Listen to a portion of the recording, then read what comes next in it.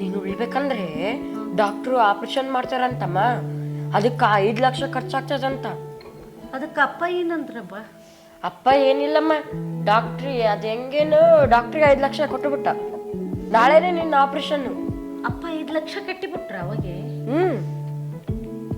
ರೀ ಸಾರಿ ರೀ, ನನ್ನಿಂದ ನಿಮ್ಗೆ ಎಷ್ಟು ಕಷ್ಟ ಬಂತು. ಸಾರಿ ಎಲ್ಲ ಯಾಕೆ ಕೇಳ್ತಿದ್ದಿ? ಯಾರನ್ನ ಸುಸ್ತು ಬೇಕಂತ ತರಿಸ್ಯಂತಾರೆ ಆಗ್ಯದ, ನೀನು ಯಾಕೆ ಚಿಂತೆ ಮಾಡ್ತಿ? ರೀ ನಿಮ್ಗೆ ಅದು ಕೊಡ್ಸು ಇದು ಕೊಡ್ಸು ಅಂದಾಗ ನೀವು ಕೊಡಿಸ್ಲಾರಾಗ ನನ್ನ ಗಂಡ ಭಾಳ ಜಿಪೋಣ ಅಂದ್ಕೊಂಡಿದ್ವಿ. ಈಗ ಗೊತ್ತಾಯ್ತು ರೀ ಏನಂತ.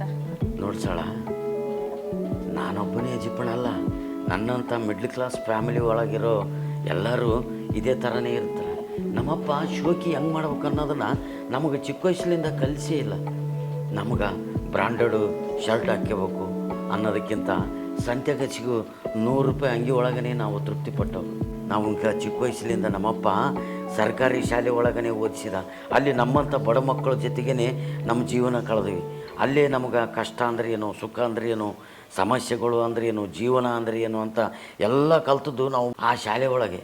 ಹಾಗಾಗಿ ನಮಗೆ ಏನೇ ಕಷ್ಟ ಬಂದ್ರೂ ಏನೇ ಬಂದ್ರೂ ಅದೆಂಥ ಕ್ರೂರಿ ಬಿರುಗಾಳಿ ಬೀಸಿದ್ರೂ ಈ ಹೃದಯ ಹಂಗೆ ತಡ್ಕೊಳ್ತದೆ.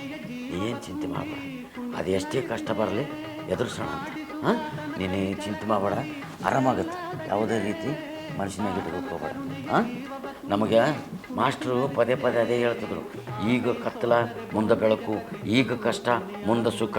ಅದನ್ನು ಹೇಳ್ಕೊತಾನೆ ಅರ್ಧ ಜೀವನ ಕಳಿಸಿಬಿಟ್ರು ಅವಾಗ. ಈಗ ಅದೇ ನೆನಪಿನೊಳಗ ಮುಂದೆ ಸುಖದ ನಿರೀಕ್ಷೆ ಒಳಗೆ ಉಳಿದಂಥ ದಿನಗಳನ್ನು ಕಳೆದು ಬಿಡೋಣ ಅಂತ. ಎಂದಿಗೂ ನಾನು ಹೀಗೆ ಇರುವೆ ಎಂದು ನಗುವುದು.